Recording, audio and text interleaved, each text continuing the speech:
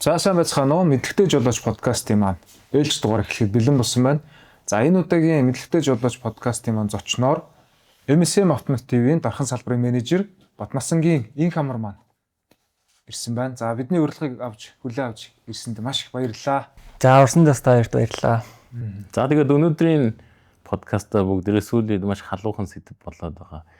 BYD гэдэг автомашины тухай ярина. Тэгээд энэ автомашин ямар технологи ашигладгийг за яг хэрэгжилж байгаа авахыг сонирхож байгаа хүмүүс маань юун дээр анхаарах уу гэд энэ талаар ярьснаа. Тийм учраас BYD автомашиныг худалдаж авахар төлөвлөж байгаа, сонирхож байгаа, хэрэгжилж байгаа хүмүүс маань байвал дэлгэцэндээ ойртон суугаарай.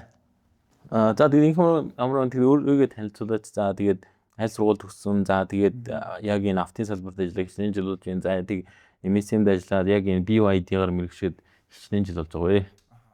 За миний хувьд болохоор 2018 онд механик инженерийн сургуулийг автоинженерийн мэргэжлэр төгсөөд 2019 оноос эхлээд MSM компанид ажиллаж эхэлсэн. Анх механикаар ажиллаж эхлээд тухайн үед бол яг брэнд харгалзахгүйгээр бүх брэнд дээр ажилладаг байсан. Маш нийт 6 брэнд байсан тухайн үед. 3 жилийн хугацаанд механикаар ажиллаж агаад 2022 оноос эхлээд ерөнхийдөө борлуулагчийн туслах ажил руу шилжээд тэндээсээ эхлээд ер нь яг BYD дээр ажиллаад эхэлсэн. 23 оноос болохоор яг BYD-ийн борлуулагч болоод за яг сүүлийн хэдэн жилийн 23 онд чинь 2 жил гарны хугацаанд BYD-ийн борлуулагчаар ажиллаж байгаа. Тэгээд 2025 оны 11 сард манайх дарханд салбараа нэгээд одоо яг дархан салбар хариуцсан борлуулалтын менежер ажиллаж байгаа. За тэгээд BYD гэдэг компани маань яг үүсгэн байгуулалтыг хэр удаа юм бэ? Яг тэгээд автын салбар дээр нэг хичнээн туршлагатай, хэдэн жилийн туршлагатай ямар компани маань юм? BYD брендийн хувьд тэгэхээр анх 94 онд эхэлж исэн компани. Ер нь бол батарей үйлдвэрлэлээр эхэлж исэн. 2 жилийн дараанаас эхлээд ерөнхийдөө нөгөө Bosch гэдэг багажны батарей үйлдвэрлэж эхлэе. За бидний мэдих Nokia, Motorola гар утасны батарейнуудыг хийж явж байгаад 2003 оноос яг автомашины үйлдвэрлэл рүү орж эхэлсэн байдаг. Яг хүмүүс сонирхолтой санагдвал яг BYD дэлхийн хамгийн анхны plug-in hybrid буюу залгаж цэнэглэх боломжтой цэглэх автомашиныг бүтээжсэн ийм компани байж байгаа. Тэ яг одоо хүртэл ингээд тасралтгүй автомашин үйлдвэрлэлээ одоо л ер нь баг хүн болгон мэддэг болсон доо. Манайх 19 онд яг BYD-г RBS-ний дистрибьютор ирэхээ авсан. Одоогоор 7 жилийн хугацаанд ажиллаж байгаа. Тухайн үед бол хүмүүс мэддэг байсан бол одоо л харцсангүй. Plug-in hybrid ч одоо бид нэр Toyota нэвтрүүлсэн гэж боддог. Toyota л гэж бодож явдаг шүү. Тэгсэн чинь үгүй байсан юм байна. За тэгэхээр өнөөдөр Инх амар маань бол угаасаа BYD чиглэлээрээ маш олон сургалтуудыг авчихсан тийм ингээд мэрэгчсэн хүн байж байгаа. Тэгэхээр яг энэ BYD-гийн автомашинтай холбоотой мэдээллүүдийг хэрэглэгч сонирхож байгаа хүмүүстэй хэдүүлээ сайхан хүргэцгээе тийм ээ.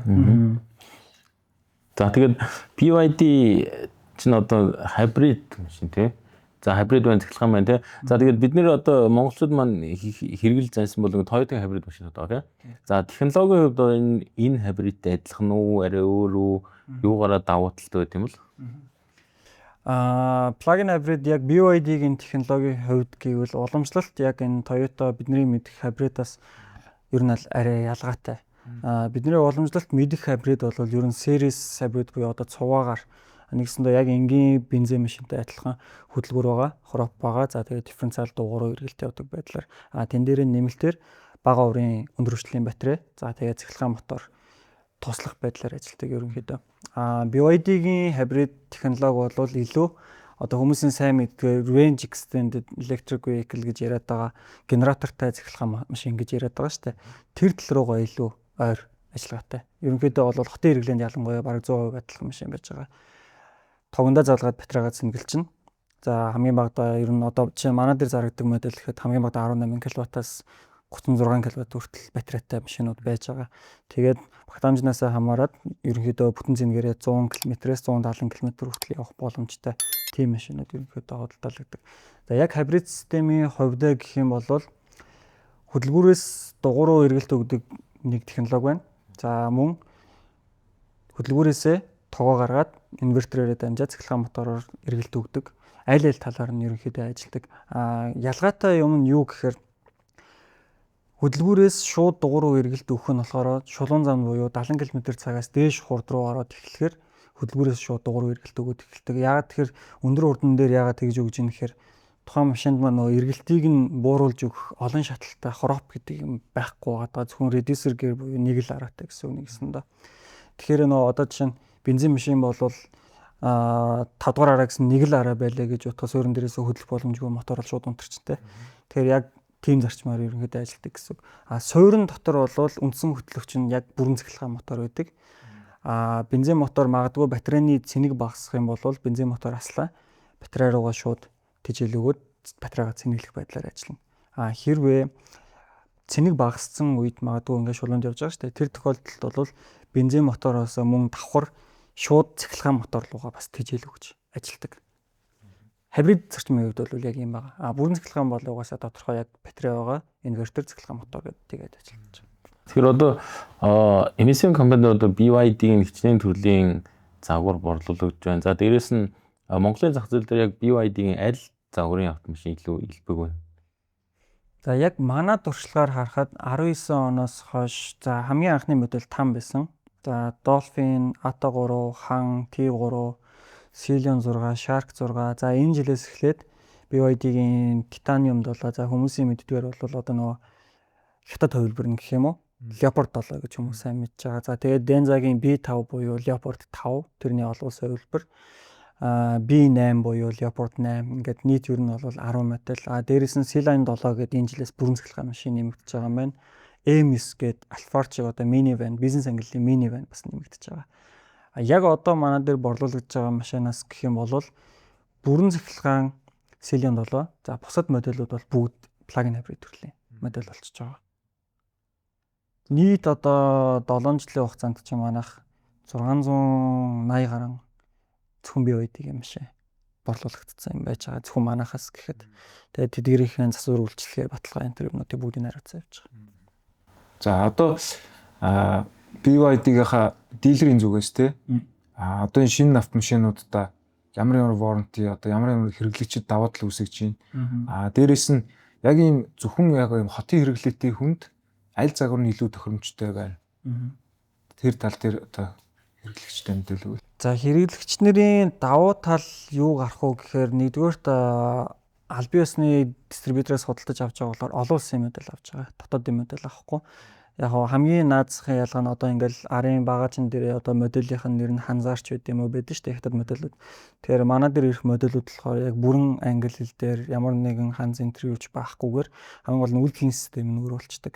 Одоо жишээ нь хятад дотор Baidu тэргээд өөрсдийнхөө мапыг ашигладаг бол бид нар ч бол Google Map, CarPlay, Android автыг ашигладаг шүү дээ. Олон улсад ер нь яг тэгж ашиглаж байгаа. Тэнгүүд глобал вершнд болохоор Android үйлдвэрлэлийн системтэйгээр тэгээд саяны миний дурдсан системүүд бас нэмэгдээд ороод ирчдэг. Хамгийн гол нөгөө баталгаа гэдэг юм нь болохоор ерөнхий баталгаа буюу автомашинд өгж байгаа ерөнхий баталгаа нь 4 жил 100,000 км. За тэгээд эхний 2 удаагийн сервис үйлчилгээг манайхаас хийж өгдөг. За цаашдын явах үед анги зүр компьютер онцлогоо күүз үзсээр бүгдээрээ манай засварын төв дээр бас хийгдэж байгаа. За цахилгаан машин дээр хамгийн гол юм бол ерөөсөө батарей өндөр хүртлээр идэж ажиллаж байгаа эд ангууд инвертер цахилгаан мотор гэдэг. Тэр яг тэр өндөр хүртлийн цахилгаан эд ангууд дээр болохоор 8 жил 150,000 км-ийн баталгааг өгж байгаа. Тийм тэгэхээр тэр бол яг MSM-ийн бидний өгж байгаа баталгаа гэхээсээ илүү бид нар бол дистрибьютор компани яг үйлдвэрийн өгж байгаа баталгааг харилцагч нартай хүргэдэг гэсэн. Би нэг юмыг тодруулаад асуучих.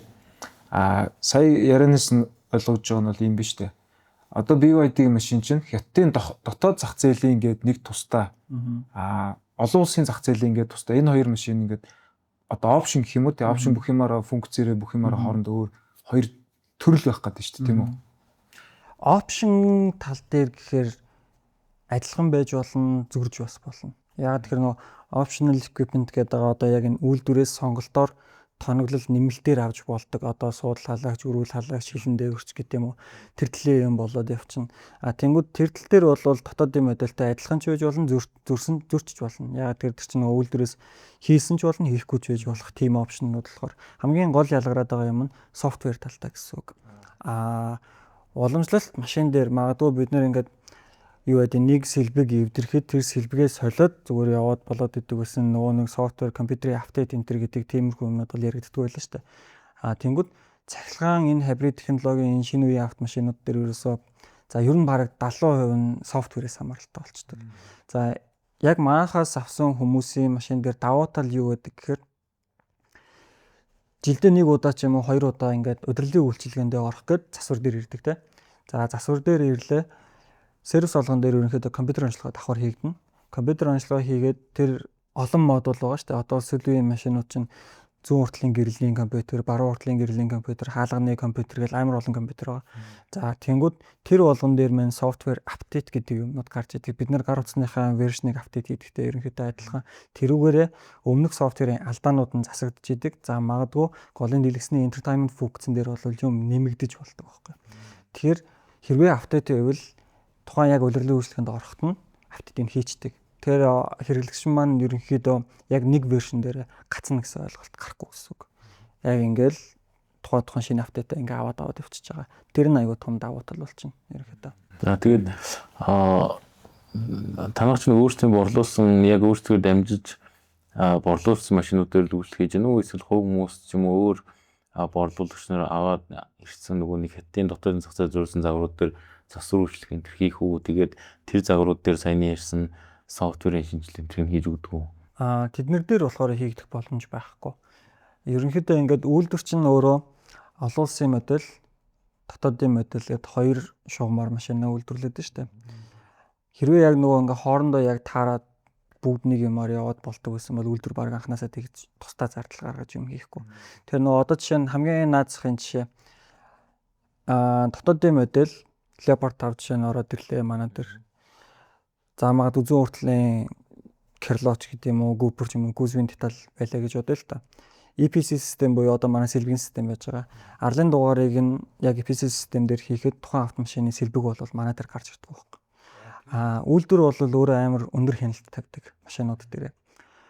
MSM байна. За MSM руу манайх одоо ингээд энэ сар магадгүй 10 машины захиалга хийлээ. Тухайн 10 машины арлын дугаар үйлдвэр дээр яг дата дээрээ энэ 10 дугаар арлын дугаартай машин MSM group дээр байгаа гэдэг тэр дата нь байж байгаа өөрсдөд нь. За яг ийм кейс ер нь манай дээр байдаг. Дотоодын моделийн BYD тан батарейны асуудал гараад манайх бол яг чадах хэмжээндээ бол оншийг найлуулах гаргаж өгдөг. За яг хуу компьютер оролцохгүйгээр механик ажил байвал бас болж өгөл хийгээд өгчдөг байхгүй. Үнэхээр яг ингээд нөгөө үйлдвэрээс хаалттай юм дээр бол бид нар угаасаа ятч чаддаг байхгүй. За одоо чинь тэр тан загвар манай дээр батарейны асуудал гараад ирлээ. Арлын дугаараар нь сэлбэгээ саялаа. Манай дээр батарей нь гарч ирэхгүй. За компьютер онцлогоог нь залгаж үзлээ. Тухайн үед бол тухайн машиныхыг танигдчихсэн. Онш нь болохоор батарейс болохоор гарцсан. За тэнгууд яг тэр машин дээр ямар асуудал гарсан гэхээр харилцагч маань болохоор яг хятадаас ингээд BYD-гаа аваад ирсэн. За тэгээд баталгааг бол угаасаа яг нөгөө хаанаас ч авсан адилхан ингээ үйлчлэн гэсэн тийм ойлголттойгоор явж исэн байгаа байхгүй. Гэтэл яг арлын дугаар манай дээр бүртгүүлгүй учраас бид нар бол боломжгүйгээ хэлчихнэ. За манайх бол ингээд ийм юм байна. Тэгэхээр таны машин бол ийм учраас за эсвэл та бүр төлбөр мөнгөө ингээд өөр газар хэлэх юм байна гэд явуулчихж байгаа. Тэн дээр болохоор ямар кейс гарсан. BYD руу нөгөө хүн маань гомдол гаргасан. Яг ингээд танаа Монголд байгаа энэ дистрибьютор чинь ингээд байна. Батарейн дээр ингээд баталгаа өгөхгүй сольж өгөхгүй гэдэг ингээд байна гэдэг. Тэгээд BYD манайх руу эргээд хандсан. Бид нар арлын дугаарыг нөхсөн. Арлын дугаар өгөөд BYD энэ дотоодод гарсан машин байна. Тэгэхээр тухайн харилцагчийг бол яг дотоодод аль дилерээс гарсан тэндээсээ очиод баталгаа авах боломжтой эсвэл төлбөр мөнгө төлөө тэгээд явах гэсэн хариу авч исэн. Тухайн үед бол тэр нөгөө аль биесны газраас авч байгаагийн хамгийн том давуу тал чинь нэгдүгээр сэлбэг айх юм байхгүй, эвдэрчүүл хаашаа очих уу гэх юм байхгүй. Тэгээ хамгийн гол юм чинь нөгөө батарей байхгүй. Цэцгэлэг машин дээр. Тийм бага. Тэгээд нөгөө бүрэн цэцгэлэг машин авсан 380 цэнэглэгчийн оролттой машинууд авж байгаа хүмүүст давуу тал гарах нь манай эмсэн болохоор өөрөө хашаандаа 382 цэнэглэгчтэй. Тэнд бол үнгүй цэнэглэлтэй байсан. Тэр бас нэг давуу тал. Наа чинь том давуу тал шүү дээ. Тий. За одоо энэ чи 19 оноос хойш хэрч одоо ингээд 6 7 жил одоо баг 8 дахь жил рүүгээ ч баг орох гэж шүү дээ. Тий. Энэ хугацаанд ингээд BYD хэрэгжилж байгаа хэрэглэгчний маань ер нь ингээд голчлон гаргаж байгаа алдаа нь юу вэ? Хэрэглэгчийн алдаа гэдэг зүгээс саяхан нэг ийм кейс гарсан. Цэцгэлэг машинууд бүгд адилхан. Бүрэн цэцгэлгаанууд аль брэндийнх гэх юм бахгүйгээр хамгийн батарейг багтаах боломжтой хамгийн том орон зай ерөөсө тухайн автомашин дээр шал байдаг хөөх доод хэсэг. Тэнгүүд яг шалан доор ингээд батарей байрлаж идэг өндөр хүчтэй. Нэгсэндээ тэр машиныг хэрэглэж байгаа хүн бол тэр батарейг яг л илэг бүршиг хамгаалах хэрэгтэй болчихж байгаа юм. доороос нь юмар зөхмөх тиймэрхүү асуудал гарч болохгүй болчихж байгаа. Тэнгүүд тухайн харилцагч яасан гэхээр нөгөө өндөр чулуун дээгүүр гарцсан батарейн дээгүүрээ. Батарей гаднаасаа гэмтэл автж байгаа учраас хөдөлгөөх боломжгүй болоод тэгэхээр тэр чинь нөгөө нэг юм тодорхой хэмжээний бас заалт байдیں۔ Доороос ингээд цохилоо гэж бодоход одоо тэдэн мм гүн цохилт бол асуудалгүй энэ гэсэн тийм юм байдیں۔ Нөгөө маш том чулуун дээгүүр өндөр хүчтэй даваад гарцсан болохоор батарей бол ялтчихгүй их гэмтэл автсан. Тэн дээр бол баталгаа үйлчлэхгүй. Яагаад тэгэхээр тэр нөгөө механик гэмтэл гадны нөлөөтэй гэж байгаа учраас ямар тохиолдолд баталгаагаар солигдох вэ гэхээр магадгүй ингээд өглөө ингээд гаражнаасаа гараад машиндаа суулаа. Явж байгаад унтарсан. За эсвэл асгүй болцсон ч гэдэг юм уу те. За манай дээр ирлээ, онцлогоог нь хийлээ. Батарей солихоор болчлоо гэж бодъё. Лифтэн дээр өргөн батарейнд доороос ямар нэгэн гэмтэл юм харсан байна уу харна. Ямар нэгэн байдлаар гадны нөлөө байхгүй болвол ер нь бол үйлдвэрийн баталгаагаар шууд солигддог. Одоо нэг цахилгаан машин авах гэж байгаа. За тэгээд плагин хибрид машин авах гэж байгаа хүмүүсийн хамгийн санаа зовжүүлж одоо батарей шүү дээ тий. За тэгэхээр танах ч одоо за MSM дилерээс авсан бол батарейн дээр 8 жилийн баталгаа тогтоох юм байна тий. За тэгэхээр ерөнхийдөө цахилгаан машин тэгээд плагин хибрид машинууд батарейн насжилт нь хэдэн жил байдаг вэ? Үйлдвэрээс бол 20-с дээш жил гэж ярьдаг. Энэ миний одоо нөгөө сууж исэн сургалтуудын дагуу бол за өгж байгаа баталгаа маань л 8 жилийн баталгаа өгж байгаа. Түүнээс 8 жил яваад тэр батарей дуусна солино гэсэн ойлголт биш. Яг энэ дээр бас нөгөө саяны асуулт айгуугаа асуулт. Яг нөгөө 8 жилийн баталгаан дуусангууд одоо энэ машин батарейгаа солино гэсэн үг үү гэсэн тийм асуулт ирдэг байхгүй. 20-с дээш жилээр яригдана ямар нэгэн байдлаар гадны нөлөөгөөр гэмтэл авчихгүй болвол эсвэл үйлдвэрийн согогтой биш байвал сургалтаар юу гэж орж исэн гэхээр нэг удаа бүтэн цэнийг аваад тэр цэнийг бүтэн алдлаа. Энэ нэг одоо энэ нэг цикл байгаа шүү дээ. Энэ цикл 3000 удаа давтагдсны дараа battery life 20%-аар унана гэдэг батарейны юм. Одоо жишээ нь миний яг өөрийн унж байгаа BYD TAN модель дээр жишээ аваад ирвэл үйлдвэрийн залтаар бол 505 км гэсэн үйлдвэрийн залттай.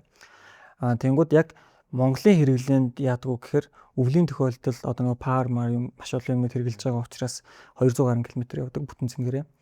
Зундаа бол 300-аас 400 км хүртэл явдаг. Дундажлаад 300 км явлаа гэж үзье нэг цэнгэрээ. 300 км явалт маань 3000 удаа давтагдана гэсэн үг байхгүй. Тэгэхээр чин 900 мянган км. 900 мянган км явсны дараа батарейны алдагдал 20% байна гэсэн үг байгаа. Ер нь бол одоо яг нөгөө хятадд явж байгаа тэр BYD-ийн таксинууд шүү дээ, хибрид такси максимум. Тэд нар ч одоогоор бүр 300 400 мянга авсан машин хүртэл байдаг байхгүй нэг батарейгаар. Тэгэхээр ч одоо 900 мянган км баг явсны дараа л батарейны багтаамж 20%-ийг алдах юм шүү дээ. Тий одоо тэгэхээр чиний унж байгаа чинь цахилгаан машин одоо ерөнхийдөө хэдэн жил унж байна яг авах чинь яг дунджаар хэдэн километр явдгаас одоо чи яг тодорхой хугацаанд ашигласны дараа багтаамж нь баг зэрэг багассан ч юм уу өөрчлөлт орж ийн үү тийм. Яг одоо миний унж байгаа нь болохоор 2022 оны BYD танк байгаа. 22 оны тэгээ 23 онд дугаараа аваад унж эхэлсэн юм шиг байна. Одоо тэр болохоор нэг компани хэрэглээний одоо ингээд тест драйв нь бас явдаг. Хүмүүст унуулж үзүүлдэг. Дээрээс нь сэлсүүд маань өөрсдөө ингээд унж явдаг тийм юм шиг байна. Тэнгүүд яг анх шин байхдаа л угаасаа л яг нөгөө саяны миний түрүүний хэлснээр өвөл бол 200 гаруй, зундаа бол 300-аас 400. Одоо ер нь бол яг тэр хэвээрээ байгаа. 42 мянган км явцсан байгаа. Тэгэхээр яг одоогоор би чинь нөгөө дахны салбар дээр ажиллаж байгаа шүү дээ. Яг дархан дунж байгаа байхгүй энэ машина. Тэгээ яг нөгөө яг танаа юунд подкастт орох гээд би дархан сүрээд ирсэн. Тэнгүүд энэ чинь ингээд дархан чин наашаага 220 км явж ирдэ. Тэгээд Улаанбаатар тал руу арай өгсөр байдаг байхгүй зам нь ерөнхийдөө. Хэдэн километр цагийн хурдтай явахаасаа ер нь хамаарна. Хурд бол хамгийн чухал.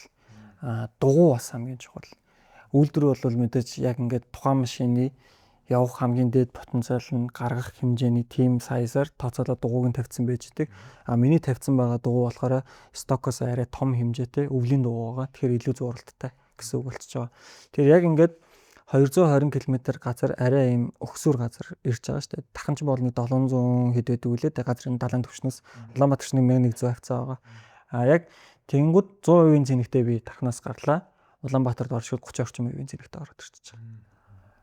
Тэр дахнаас ингээд яваад ирээд жишээхэд одоо энгийн бензин машинууд бол ерөнхийдөө 90 км 80-90 км цагийн хурдтай явахад бензин зарцуул хамаагүй байдаг шүү дээ. Цахилгаан машин ер нь ямар хурд нэр бол тэр цахилгаан зохицуулалт нь хамгийн бага үт юм л. Юу нэтлээ. Ер нь адилхан мөн тийм. Тэгээд юу байгаа? Cruise control гэж юм бас хурд барих систем. Бензин машин яг энэ уламжлалт хөдөлгүүртэй машин дээр чинь бид нэр cruise control-ийг олон үеийн дээр санал нийлэх баг. Cruise control-оор явахаар бензин ихэд идэдэг гэдэг.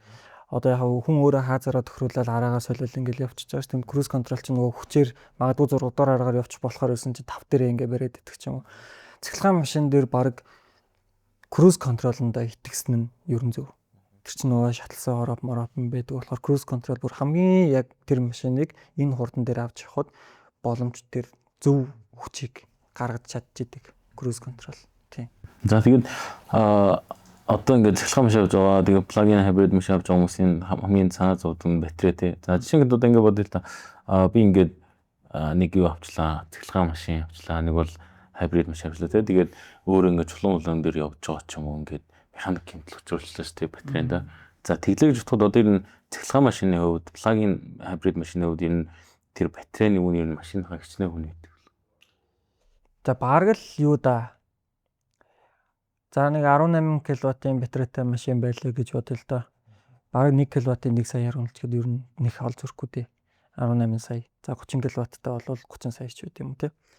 За тэгэнгүүт яг нөгөө нэг баталгааны асуудал яригадаад байгаа байхгүй 8 жил болоод батарей солино тэгэнгүүт энэ батарей чинь ямар үнэтэй вэ? Угаасаа батарей үнэтэй гэдгийг угаасаа хүн болгон л ойлгоцсон мэдж байгаа. За MSM-с машин авсан 8 жил батарей унчлаа. Батарей машин унчлаа.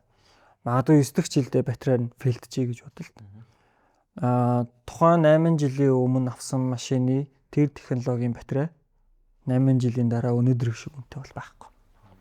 Хамаагүй боломж юу.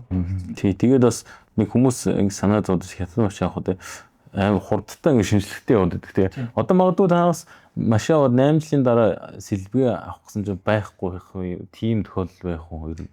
Яг бүр одоо тийм урт хугацаанд бол бид нэр арай үзег байна те 7 жил болж ийн бид нэр яг аль бизнес дистрибьютор хийгээд энэ дундаас үйлдвэрлэгдэхээ болсон модель гэвэл T3 гэдэг модель байгаа.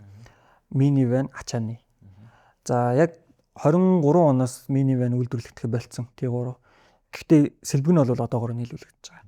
Тэгээ магадгүй хэдэн жилийн дараа яахыг бид нэр мэдэхгүй байна. Гэхдээ ер нь бол дороо хийж 10 жил тасралтгүй нийлүүлэгдэж ер нь брэндүүдийг харахад. Гэд одоо танай хамгийн анх энэ зарагдсан тан гэдэг энэ машинуудыг чинь одоо 19 онд дийлэрсэн. Тэрнээс хойш анхны зарагдсан машинууд чинь сэлбэгийг одоо танаас ч захиалахад энэ ирэх үү тийм асуудал үү? Асуудал. Тийм. Тэр бол.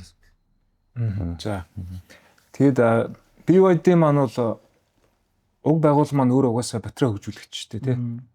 Тэгээ сая нэг хэдэн жилийн өмнө Tesla-г ажилгүй болгочлаа гэж нэг шинэ технологи батарей зарлагдаа. Одоо тэр батарей нь машинууд дээр одоо Монгол борлуулж байгаа машинууд дээр байгаа юу?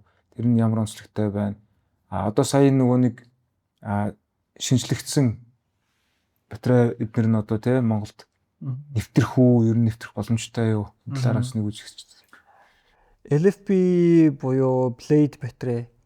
Яг Blade гэд нэрлээд байгаа маань болохоор яг BYD-гийн өөрсдийнх нь LFP төрлийн батарей. Түүнээс үүш яг Catlink тэр LFP батарей ч гэсэн байгаа л да. Гэхдээ хийцний хувьд бол арай өөр болчихж байгаа. BYD-гийн Blade батарейны хувьд гэвэл одоо яг LFP батарейн дээр нэг асуудал байдаг нөгөө цэник багтаамж аахгүй цэнигийн багтаамж. Тэр нь айгүй бага одоо NCM батарейтай харьцуулахад бага байдаг учраас яг тэр батарейны технологи руу ингээд үйлдвэрлэгч нар нэх орохгүй байсан чинь BYD болохоор яг тэр нөгөө цэнигийн багтаамжийн асуудлыг шийдтсэн. Дээрэс нь Blade батарей хамгийн чухал үзүүлэлт нь нөгөө аюулгүй байдал. Хүмүүс чинь нөгөө батарей дэлбэрдэг, дэсэрдэг, шатдаг гэд тэндээс бас айгаад байдаг байхгүй. Nail penetration test гэдэг нөгөө хадаасаар яг тэр батарейг ингээд нефт хатгаж байгаа тийм тест богино албалт дотор нүүсгэж байгаа гэсэн үг. За тэнгууд яг NCM батарейн дээр болохоор шууд тесрээ дэлбэрчж байгаа. Blade батарей болохоор нефт хатгах гээд гадаргуун температур нь 60 градус хүртэл халаад ямар нэгэн утаа гараагүй, шатаагүй тэр талаараа ерөнхийдөө давуу талч одоо аюулгүй байдал талаасаа. 3 дугаарх нь ялангуяа одоо яг энэ сүүлийн үеийн BYD-ийн машинууд дээр Cell to Chassis гэдэг систем ерөнхийдөө ороод ирчихэж байгаа. Одоо шинэ платформ гэх юм уу машины. Тэнгүүд батарей маань өөрөө яг тэр машины үндсэн каркасийн нэг хэсэг болоод өгчөж байгаа. Тэнгүүд одоо юу гэдэг машин маань ингээд өндөр хурдтай явж байгаа тогтсон юм даралт юм дээр бол мушгирах барих тийм асуудал нь хамаагүй багасаад өсөж байгаа. Дээрээс нь магадгүй өндөр урттай одоо ингээ хажуунаас ингээ осол аваар болно шүү дээ. Тэр үед бол одоо энэ шал малыг чи ингээд хонхоохоос гэх юм уу цохилт авахаас нь ингээд сэргийлээ дотор нь байгаа нэг тийм хүчтгсэн эд анги болоод өгчдөг байхгүй. Тийм ээ тий. Рамны хүчтгэл орж ирэх нь нөгөө тэгвэр рамныхаа хамгийн доотлын тэр шаланд байрлаад өгөхөр машины маань хөндийн төв маш доор болж эхэлнэ шүү дээ. Тэгэхээр тэр төөс сутаа хуч эргэлт гүйцэтгэл юмнууд бол сайжраад эхэлнэ шүү дээ. Тэгээд тэрийгээ дагаад нөгөө кабины орон зай бас дагаад ихсчдэг. Яг батарейгаа зүгээр шал болгоод ашиглачингууд. Тэгвэл нөгөө шалаа тавьчаад доор нь дахиад батарейгаа үйлдвэрлэдэг. Одоо ер нь бол цэглэн машинууд чинь тийм байсан шүү дээ. Одоо ч яг тийм машинууд байж л байгаа. Тэгээд нөгөө батарей менежмент систем, одоо тэр батарейны хөргөлтийн систем, удирдах системүүд чинь яг батарейныхаа одоо юу гэдэг дотор байгаа тэр магадгүй ийм шалан дотор байгаа ийм том батарей байлаа гэж бодоход тэр чинь ингээд нэг 6 хуваагаад ч юм уу 6 ширхэг батарейны ингээд пакууд нийлээд тусдаа ийм батарейны менежмент системүүдтэй байдаг гэсэн бол BYD ерөөсөө Play батарей гэдэг нэг ингэж оруулж өгөнгөтэй батарей менежмент системийг нь тусад нь яг энэ одоо нөгөө цахилгаан мотор, инвертер энтертэй хамт оруулаад өгсөн байдаг. Одоо яг нөгөө BYD-гийн 8 модулыг нэг дор гэдэг яг тэр айгу одоо нөгөө үр ашигтай юу гэх бүтэц гэх юм уу нэгсэн да. Одоо яг нөгөө тухайн цахилгаан машины цахилгаан мотор нь за тэгээд хүч дамжуулах одоо буюу reducer gear гэж яриад байгаа. За тэгээд мотор контрол юнит нь орчин, vehicle control unit гэдэг нийт нэг ер нь 8 юм байгаа. Баяжгараа манайхаа мэдлэгтэй жолооч подкастын маань хамтран ажиллагч уулуурхан хүнд машин механизмын сэлбэг засвар үйлчлэгээр мэргэжсэн Parts Network компани. За одоо нэг MSM дээр ч одоо саяхан Stenza гэдэг төстэй. За тэгэхээр одоо хүмүүс чинь хуваарь ч юм уу өөр компаниуд шууд хятадын дотоодын зах зээл дээр зарагддаг Leopard гэдэг хувилбарыг аваад ирдэг. За тэгэхээр Leopard хувилбарын дотор бас хэд хэдэн төрлөөд тийм нөгөө нэг батарейны багт амж энтрээс хамаарад одоо MSM-ийн оруулж байгаа B5, B8 гэдэг оноос дотроо тийм олон опшнд олон төрөлтэй батарейны багт амж энтрээр олон улсын модель гарахдаа маркетаар нь хуваарлаад үйлдвэрээс яг нөгөө спекийг нь оноож өгдөг байхгүй. За одоо Монголын зах зээлд бол иймэр, Австралийн зах зээлд бол иймэр гэдэг. Дотоодын модель бол маш олон төрлийн сонголттойгоор гардаг.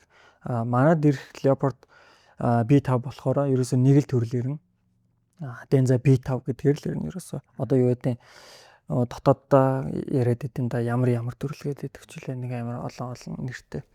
Тийм олон төрлөөр ирэхгүй нэг л төрлөөр л. Тэгээ одоо та нар ямар батарейны багт амжтай тэгээд цэглэхэн цэнгээр хэр хол явдаг тийм модель нэртэй байна. 5, 8 аль нь ерөнхийдөө 36 кВт орчим батарейтайгаар ирж байгаа. Ер нь бол бүтэн цэнгээрээ 100 км хүртэл явах боломжтойгоор олсон горимдоо бол 800-аас 1000 орчим км явах боломжтойгоор ирж байгаа. Тэгээ аль нь 4 дугаар хөтлөн тогондоо залгаад цэнгэлээд тогоор явчих болно. Шуулунд бол бензинээр явчих боломжтойгоор тийм байж байгаа. Тэгээд олон улсад гарч байгааг нэг ялгаатай нь одоо ийм байна. BYD маань өөрөө 3 саб брэндтэй. Одоо Toyota, Lexus гэдэг шиг BYD байгаа. Ер нь хамгийн бейс модель буюу ер нь масс хэрэглээний машин үйлдвэрлэн. Denza гэж байгаа. Denza нь болохоор нэгсэндээ арай luxury segment, арай илүү тансаг машина хийдэг болчтой.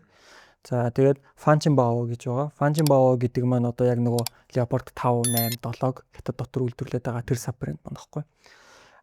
Тэгээд Yangwang гэж байгаа. Одоо нөгөө ус мосон сэлээд байгаа U8 энэ төр загвар маань илүү бүр performance талын машинуудаа хийдэг. Тий одоо тэр чинь бохгүй. Yangwang болохоор илүү performance талын машинуудаа хийдэг. Тим 3 саб брэндтэй. Тэнгүүд B5, B8 хоёр маань болохоор Fanchonbao биш, Denza гэдэг энэ брэнд дээр орж ирж байгаа гэсэн. Denza гэдэг брэнд дээр орж ирж байгаа.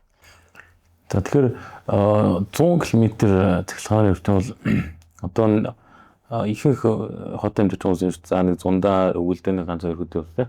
Бусад нь хотод явж нэхэр чинь бараг л байнгын цэглэханаар бараг явах боломжтой болж байгаа юм тий. Тэгэхээр одоо тэрийг авсан хүмүүс гэртээ ч юм уу цэнэглэлээ гэж бодоход яг юунд яаж цэнэглэх вэ? За гадар бол цэглэн цэнэглэсэн шиг байгаа тий. За тэнгууд одоо тэр 30 кW батарейтэй гадаа цэнэглэхэд одоо хэдэн минутанд дүүрдээ тэгээд хэрэг зардлага гардыг. Энийг бол гэртээ ингээд цэнэглээ, гаражнда цэнэглээ гэхэд хэр хурдан дүүрдэг бол 36 кВт-ийн батарейтай машин гэхээр за цэнэглэгчний төрөл дээр гэвэл 220-ын зөөврийн цэнэглэгч 220-ын суурин цэнэглэгч, за тэгээд 3 дангийн цэнэглэгч гэсэн юм 3 төрлийн цэнэглэгч байж байгаа. За яг ахуйн хэрэглээний тогны тарифаар за 200 хэдэн төгрөг байсан юм а 260 морь болов. Тэгээд шөнийн тариф руу орохоор 150 болцдог. Гэхдээ сүүл нөгөө тогны үн нэмэгдсэн гэдсэн. Тэгээд нэмэгдээд хэд болсныг би одоо мэдэхгүй. Гэхдээ нэмэгдлээ гэхэд холоор бодоход 100 төгрөг л нэмэгдсэн баг. Ер нь бол 1 кВт тутамдаа. Тэр одоо ахуйн хэрэглээ 0-100% хүртэл цэнэглэе гэж бодъё. 36 кВт ч одоо тэгээд 300 төгрөгөөр хүрчихэр чаа. 9000 гаруй төгрөг болно гэсэн үг байхгүй. 9000 гаруй төгрөгөөрөө за мэдээж нөгөө өвлийн тохиолдолд бол пар энэ төр тавих учраас тогны зарцуулалт маань ихс чинь.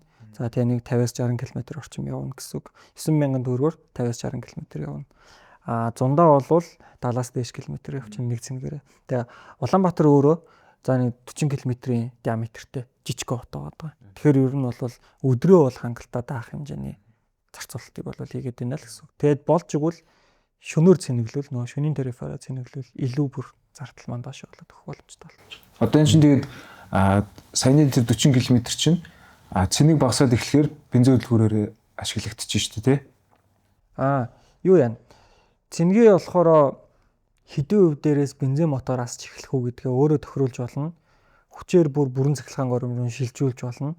За ер нь дийлэнхтэй болвол гэхдээ энэ чинь нөгөө машин маань өөрөө ухаалаг учраас гадна температур энтрээ өөрөө мэдэрч идэг, тэгээ компьютер нь өөрөө зохицуулж идэг. Дулаан зуны үед болвол за 100% цэнэгтэй гэрээсээ гарлаа. Батарей маань ингээд 30% руу хүрсэн байсан ч батарейгаар л яваад нэгсэндээ. Гадаа хангалттай дулаахан байгаад байгаа учраас өвөл байлаа гэж бодъё л да. 80% цэнэгтэй байсан ч бензин мотор асах. Тийм нөхцлүүд бас байдаг. Яагаад тэр гадаа асах 30% хүүтэнтэй байгаад идэг те. Салаанаа халаах хэрэгтэй, батарейгаа халаах хэрэгтэй гэл. Тэгэхээр ерөнхийдөө тэрүүгээрээ шалтгаалаад өөрөөр болчихж байгаа бас. Монголд бол ер нь хамгийн тохиромжтой хөлбөр юм шүү дээ, тийм ээ. Тийм ээ. Хэд одоо тэгээд өвөл хасах 30-35 хүрдэг тэгээ гаражгүй ч юм уу хүмүүс ингээд хэрэглэх хэрэгтэй бол гадаа ингээд тавиад өрчвөл батарей энэ нэг хөлдөөд нөгөө нэг ашиглалтаа хугацаанд богиноч барах тийм байдаг болно. Юу байгаа. Хасах 30 эдтэй үед гадаа яг 3 хоног болсон бидний өөрсдийн туршилт байгаа. 3 хоног тасралтгүй тавиад харахад 2% унсан байсан машин маань. Хасах 30-ийн үед ингээд гадаа тавьчих штэ. Тэгмүүд ер нь бол болж өгвөл аль болох 50%-аас дээш цэнэгтэй үлдэх хэрэгтэй. Хэрвээ гадаа тавьж унах гэж байгаа бол бензин мотороор одоо яг нөгөө батарейгаа 50-аас дээш хувь хүртэл цэнэглээд тэн дээрээ цэнгээ барихаар нь голын дэлгэснээсээ бас тохируулаад өгчөж болдог байхгүй. За магадгүй 60% дээр цэнгээ барья гэж тохируулчих болно. Тэгвэл батарей чинь 100% таа байж байгаа 60 дээр ирэхэд бензин мотор ч хасаад аль болох 60% дээр цэнгээ ингээд бариад байна гэсэн үг байхгүй. За гадаа үлдээчлээ шүн батарей менежмент систем чинь ажиллаа идэг. Хасах 30 руу ингээл ороод ирлээ. Батарей маань хөрөөд эхэллээ. Тэнгүүд машин чинь унтраалттай байсан ч гэсэн батарей менежмент систем батарейгаа халаах ажиллаа хийж идэг. Тэгэхээр зарцах аюул байхгүй. Нэгсэндээ хонуулаад асгүй зовлон болвол цахилгаан машин дээр огт байхгүй. Одоо тэгээд цахилгааны тухай ярьж байгаа бол шууд эрсдэл шууд бодогддог байхгүй миний хувьд бол. Тэгэхээр одоо цахилгаан машинтай хүмүүс цэнэглэхдээ юу анхаарах вэ? Ямар эрсдэл байгаа? Тэ одоо цэнгэлж байгаа ямар нэгэн галын эрсдэл байгаа юу?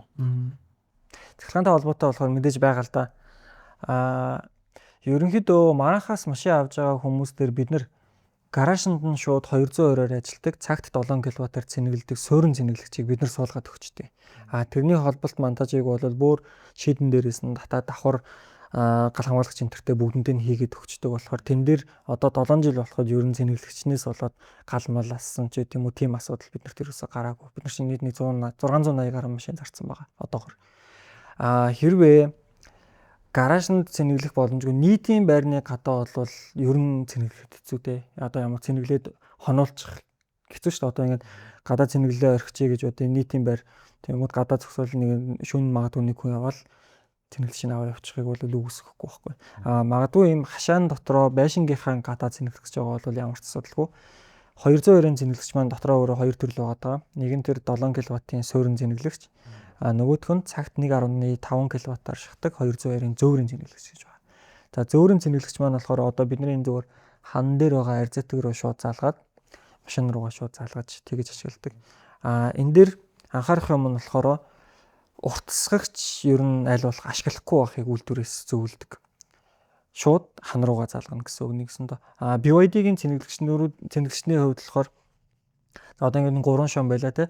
Гал, нейтрал, газар гэд хэрвээ хан талаас арзатгэн дээрээ газардуулах байхгүй байх юм бол мэдрээд ажилтгүй тэрийг.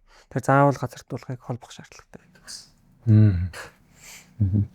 За тэгээд плагин хибрид машин авлага гэж одоо яг ямар үйлчлэгнүүд хийх үү? За бензин үлгэр дээр нь яг тоосмаслын солин тий хөргөлтийн шингийн интернет солин.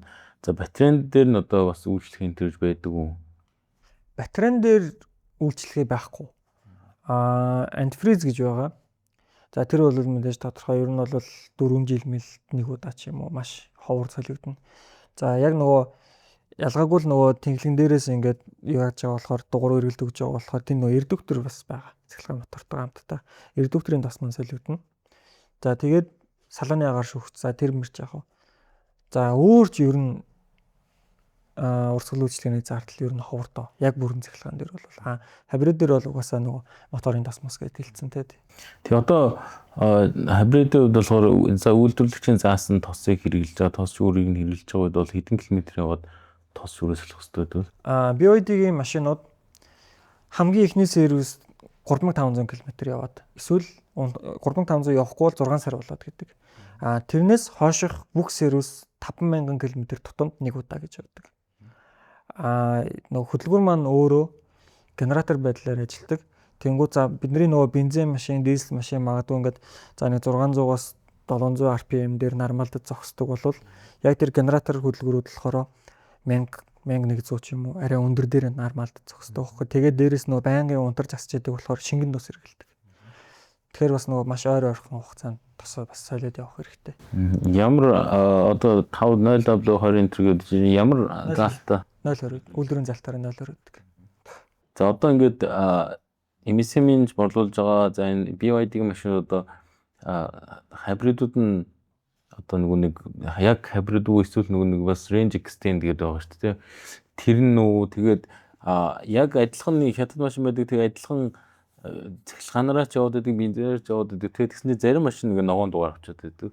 Тэгснээр BYD-гийн машинуудын харахаар яг цэвэр цэглэгаан л биш бол ногоон дугаар аваагүй байгаа. Энэ дээр одоо яг юугаар ялгаатай гэдэм болоо яагаад ингэж зарим яг адилхан нэг генератор батарейтэй тийм машин хэрнээ дугаар ногоон дугаар аваад яагаад зарим нь болохоор авдаг юм бол. Энэ дээр яг тэр шийдвэрийг нь харахаар ногоон дугаар авахгүй болчихж байгаа ганц шалтгаан нь ерөөсөө л бензин моторноос шууд дугаар руу эргэлт өгдөг гэдгээрээ тэрүүгээрээ ерөнхийдөө авахгүй болчихж байгаа юм байлээ. Гэтэл яг тэр range extended гэдэг байгаа төрлийн машин маань өөрөө болохоор бензин мотор за батарейгаараа мэдээж тодорхой цэнэглээд батарейгаараа явчихсан цэглэгаан мотороо хөтлөөд батарейны цэнийг багасаад ирвэл бензин мотор батарейгаа цэнэглээд за тэгээд батарейнаас эргээд цэглэгаан мотор руугаа тэжил өгөөд явдаг. Бензин моторноос ямар нэгэн байдлаар шууд дугаар руу эргэлт өгдөггүй тий өгдөггүй. Тэгэхээр нэгсэндээ эндээс юу харж болох вэ гэхээр дотоод шилжилтийн үйлдвэр одоо нэг дулааны энергийг цэглэгаан энерги болгоод цэглэгаан энерги механик энерги болгож хувиргаж байгаа тийм процесс явагдаад байгаа байхгүй. BYD-гийн инженерүүд юуг олж харсан гэхээр range extended төрлийн машин мөн үгүй гэвэл мөн BYD-гийн машинууд. Ягаад тэгэхээр яг адилхан тогон залгаад цэнэглээд бүрэн тогоороо явчих болно. Цэнийг багасаад ирвэл бензин мотор маань өөрөө батарейгаа цэнэглээд ялгаагүй цэглэгаан мотор руу тэжээлээ өгөөд явчих болно. Нэг илүү харсан юм нь юу гэхээр шулуун замд хол явхад үр ашигтай байдал нь бензин моторноос шууд дугаар руу эргэлдэх нь үр ашигтай юм байна гэдгийг олоо харчиж байгаа. Яг тэгэхээр сая миний хэлсэнчлэн нөө дулааны энерги цэглэгаан болгоод цэглэгаан энерги механик энерги болгож байна. Тэнгүүд BYD-гийн систем яаж ажиллаад байна гэхээр шулуун замд бол дулааны энерги механик энерги болгож байгаа. Тэгэхээр тэр дунд нөө энергийн алдагдал гэдэг юм маань багасч байгаа учраас илүү үр ашигтай ажиллагаатай болчихж байгаа. Суурин дотор бол үндсэн хөтлөгч нь байнгын цэглэгаан мотор гэсэн.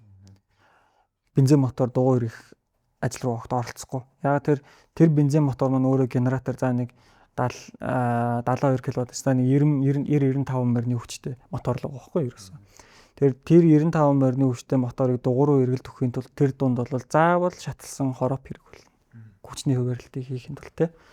Тэнгүүд хороп байхгүй учраас тэр бензин мотор тэр дугуйг одоо зогсож байгаа машиныг жишээ нь хөдөлгөх боломжгүй болчихж байгаа. Тэгэхээр ялгаагүй л тогоор 70 км цагаас дээш хурдан дээр бензин мотор шууд хөдөлдөг. Тэгэнгүүт яг тэрэн дээр нь л шууд хөдөлдөг гэдэг дээр л ногоон дугаар өгөхгүй гэдэг юм ярьчих жоох. Гэтэл Улаанбаатар Монголын одоо энэ замын хөдөлгөөний дүрмээр суурин газар 60 км дээд хурдан. Тэгэхээр 60 дотор явж байгаа энэ машинууд чинь байнга л бүрэн цахилгаанаар явж байгаа гэсэн үг. Бензин мотор асах юм бол батарейгаа цэнэглэнэ гэсэн үг. Рефтэй ерөөсө 100% адилхан ажиллагаа гэсэн үг. Би тэгэхээр нэг юмыг ойлгохгүй байна л да. Ногоон дугаар чинь хортуудаа ялгаруулахгүй эко гэдэг утгаараа өгж байгаа шүү дээ, тий. Тэнгүүд одоо энэ саяны ярьсан хоёр технологи хоёулаа бензин хөдөлгөөр ашиглаж штэ, тий. За нэг нь яг хуу бензин хөдөлгөөрөөсөө хүч дамжуулах үйлдэл хийдэм байх. Тэгтээ яг адилхан хоёулаа бензин хөдөлгөөр ажиллаж байгаа мөртлөө нэгэн дээр нөхөх байхаар энэ бас жоох асуудалтай л юм тий. Тийм. Тэгээд тэр чинь болохоор суурьнд 70 км/цаг дотор болвол энэ хоёр системийн ажиллагаа бүр 100% адилхан байхгүй. 100% адилхан. Бензин мотор батарейгаа цэнгэлэн тий. Яг тэгэнгүүт яг тэр нэг хөтэлдэг байна уу, хөтэлдэггүй байна уу тэр болно. Асуудал биш байхгүй. Яг тэр чинь хөтэлдэг байсан ч ер нь тогоор явдаг болвол өөхөд буруу юм байхгүй. Ягаад тэр чинь ялгаагүй л тогоороо зинэглээд явчихж байгаа. Тэр REV төрлийн машин дугуйруу эргэлт өгдөггүй байлаа гэд тэр бензин мотор батарейнд багасаад бензин мотор хасахад яндан руу нь юу заавал одоо нөгөө хэмжигч баг заах юм бол ям тавтах заах л байхгүй. Ялгаагүй л хурдтай ялгаруулж байгаа. Тэгэнгүүт тэн дээр нэг жоохон сонин одоо технологийн талаас нь харах юм бол ногоон дугаар авах бүрэн боломжтой машин BYD. Цаасан дээр болохгүй болчихж байгаа. Хууль эрх зүйн талаас. Шийдвэр гаргаж байгаа хүмүүсийн л асуудал болчихдог наадч юу. Ногоон дугаар авах. Тэгэхээр манай нэг дүүм журам гаргагчд маань энэ дээр дахиад нэг эргээд харуулдаг нь зүгээр их тий. BYD одоо Монголд хэрэглэгчийн тоон их олон болж байна тий. Тэгэхээр энэ дээр бас нэг эргээд харах байхаа гэж найдаж байна. За тэгээ одоо подкаст маань ерөнхийдөө дуусах төгч байна. За тэгээд одоо ингээд энэ бензин шатхууны асуудлаас болоод ч байд юм уу? Ер нь ингээд цахилгаан машин бол бидний бүр зайлшгүй хэрэгцээ болох тийшээ явж ийн л та. Тэгэхээр ер нь цахилгаан машины ирээдүй ямар хөө харагдаж байна. Тэгээд цахилгаан машин сонгож худалдаж авах гэж байгаа хүн байх юм бол ер нь юу харуул зүгээр ээ. Одоо жишээл нэг хүн гээ машин цахилгаанч биш зүгээр энгийн машин авах гээд гарахаар за энэ үзэрэй гээд нэг тэгдэж штэ тий шалгуулдаг. Тэрэн шиг цахилгаан машин дээр юуг нь анхааруул үзэж харуул зүгээр ээ. Тэр талаар манай подкаст үзэх сонсогчдод нэг тайлбар өгөөч. Тэр яг бензиний асуудал төр зүрийн асуудлаас байж болно л да тий. Гэтэ энэ чинь жил болгоо ингээл давтагдчихл байдаг манай Монголд. Тэгмэд одоо болохоор бүр дэлхийн нийтийн асуудал болчиход ш. Тэр яг тэр даймантай холбоотой яг тэгчихэж байгаа. Цахилгаан машины ирээдүй гэвэл угаасаа хөгжих нь бол бүр тодорхой болсон. Хибрид энэ REV-ч тэр бүрэн цахилгаанч тэр тэгэл хүн зүгээр хэрэглээндээ тааруулаад REV бол REV. За тэгээд бүрэн цахилгаан бол бүрэн цахилгаанаа аваад явна. Тэнгүүд батарейны технологи маань өдөр ирэх тусам хөгжиж байгаа. За нөгөө NCM байж байгаа LFP болоод одоо бол LFP чинь дахиад 2.0 гээд гарчиж байгаа. Тэр флаш чарж ингээл асар хурдан 5 минутанд бүтэн цэнийг авдаг гэл технологиуд. Гэхдээ тэр технологи яг манад орж иртлээ бас нэлээд утгах. Яагаад тэгэхээр машин нь орж ирлээ гэхэд дэд үтсэн дахиад өөр асуудал тэн дээр яригдана. Бидний одоогийн ашиглаж байгаа 380 хурдан цэнэглэгч бол ялгаагүй л одоо цэнэглэж байгаагаар л цэнэглэнэ. Менг лаг машиныг авчирлаа гэд. Тэнгүүд одоо ч нөгөө амар илбэг материал нөгөө содиум ион гэдэг давснаас батарей гаргадаг хятадууд чинь тийм бас ижлээ шүү. Тэгэхээр чин тэр илбэг материалаар тийм юм хийдэг болчихно гэдэг чинь ирээдүйд бүр их болчих жоох. Цахилгаан машины хэрэглээ бол их хэсэг нь тодорхой болсон. Тэгээд нэг цэнэгээрээ 1000 явна, 2000 явна гэж жил хэрэгцсэн л угаасаа ихсээл. Тэгээд тэрнтэй уялдуулаад хамгийн гол юм нөгөө сэргийгт хэрчим хүчин л. Саяны нөгөө цэнэглүүрийн тухай ярихад одоо ингээд гар утас чинь ингээл нэг USB 2 3 төрөл байгаад байдаг шүү дээ тий. Android уу CU гэдэг шиг. Цахилгаан машинууд дээр одоо зөндөө олон брендийн цахилгаан машин. Эдгээр цэнэглүүрүүд нь бол мэдээж өөр л байгаа хта тий. Тэгэхээр цэнэглүүрүүд дээр ямар хөө? Энэ яг манад жоох асуудалтай. 5 төрлийн цэнэглэгчний оролт байгаа. Хамгийн Монголд хамгийн элбэг хэрэглэгдэж байгаа нь GBT буюу одоо манай Азад хэрэглэгддэг стандарт гэхгүй. Хятад стандарт гэж явдаг. CHAdeMO гэж байгаа. CHAdeMO гэдэг нь одоо Японоос гарсан одоо нөгөө LEAF-ийн цэнэглэгч. CCS1 гэж байгаа. CCS1 маань болохоор Америк стандартын цэнэглэгч. CHAdeMO CCS1 2 220-ны хоорондоо тардаг. 380 нүүр үүдэг. За CCS 2 гэж байгаа. Тэр нь болохоор евро стандартыг оруулчихдаг. Тэгээд Tesla-гийн тустай байдаг. Тэгэнгүүт homologation гэж нэг юм байгаа. Нэгсэндээ манай энэ тухайн улсын маркет буюу зах зээл рүү тэр үйлдвэрлэгч машинаа нийлүүлэхэд одоо яг ингээд нийцж гин үү, нийцэхгүй байна уу те одоо ийм шаардлага гэх юм уу нэгсэндээ үйлдвэрлэгч нар ингээд асуудаг байхгүй. За одоо ингээд жишээ нь хойдлын цонх чинь ингээд тэнтэй байж болохгүй юу, танаа улсыг зөвшөөрдгүй юу гэх те. Тэнгүүд Европт бол CCS 2-оор л орноо гэсэн юм заасан байна. Тэнгүүд Европт явж байгаа бүх цахилгаан машин CCS 2 учраас хоорондоо таарахгүй байхын зовлон байхгүй. Бүгд хоорондоо таардаг. Тэгээд нэг л цэнэглэгчийг ашиглаж байгаа байхгүй. Одоо тэгэнгүүт Монголд нөгөө homologation буюу тэр шаардлагын стандарт байхгүй учраас Солонгосоос, Америкаас, Хятадаас, Европоос гэдэг нөгөө нэг цэнэглэгчний төрлөөч юмстай ингээд шаваад л ороод ирчихэж байгаа байхгүй. Энэ дээр юу сул тал гарах уу гэхээр нөгөө нэг дийлэнх цэнэглэгч гадуур GBT байгаад байгаа учраас нөгөө нэг CCS 2 ч үт юм уу нөгөө нэг Tesla-гийн оролттой машинтай цэнэглэгчтэй хүмүүс маань цэнэглэх хүндрэлүүд гарч эхэлнэ. Тэрний шийдэл нь юу ах вэ гэхээр хувиргагч авах. Тийм, хувиргагчуд бол бас яг байдаг. Гэхдээ мэдээж чанартай хувиргагч бол үнэтэй байдаг. Тийм байгаа. Цэнэглэгчний юун дээр манай Монгол өөрөө стандарт байхгүй учраас ийм нөхцөлд хүрчихэж байгаа. Хэрвээ бүгд GBT байвал цэнэглэгч ч гэсэн бүгд GBT байвал тэр чинь амар баг. За тэгээд одоо цахилгаан машин сонгож байгаа хэрэглэгчтэй яг юу юуг нь үзэж харж авал зүгээр ээ. Одоо зарим нь бол шинээр нь авч иж болно. Зарим нь явж ийснийг авч иж болно шүү дээ. Тэн дээр ямар эрсдэл байх уу? Шинэ одоо цахилгаан машин бодлож авч байгаа хэрэглэгчтэй юуг нь анхаарал зүгээр ээ. За шинээр цахилгаан машин авах гэж байгаа хүмүүсийн ер нь хамгийн гол анхаарах юм бол одоо нэг хүмүүс чинь нэг машин үзэхээр ингээд опшн амир хардаг шүү дээ тий. Суудл халж гин, өрүүл халж гин, шилэн дээвэр байна уу нэ тэр тэднэр бол бүр 4 5 дугаар асуудал байхгүй. Хамгийн ихний асуудал болохоор нөгөө баталгаа олуулсан мэдээлэл яаж гин үү гэдгийг харна. Дилерээ харна хамгийн гол нь дистрибьюторээ авч байгаа газар гэсэн үг. Хэр туршлагатай яаж ийсэн хизээ яасан нэ тэрэгээд за тэгээ болж игэл нөгөө нэг юу байгаа юу. After sales буюу одоо сервис талын тийм туршлага байна уу? Орчин нь байна уу ч гэдэг юм уу тэр талаа харна. За опшн бол бүр сүүлд харах асуудал болчихж байгаа. Хамгийн гол нь найдвартай ажиллагаа гэдэг юм чинь айгүй чухал байгаа. Ялангуяа одоо нөгөө байгууллагууд ч айгүй их цахилгаан болон хаврид машинууд сүүлийн үед аваад эхэлсэн шүү дээ нөгөө дотоод хэрэглээндээ.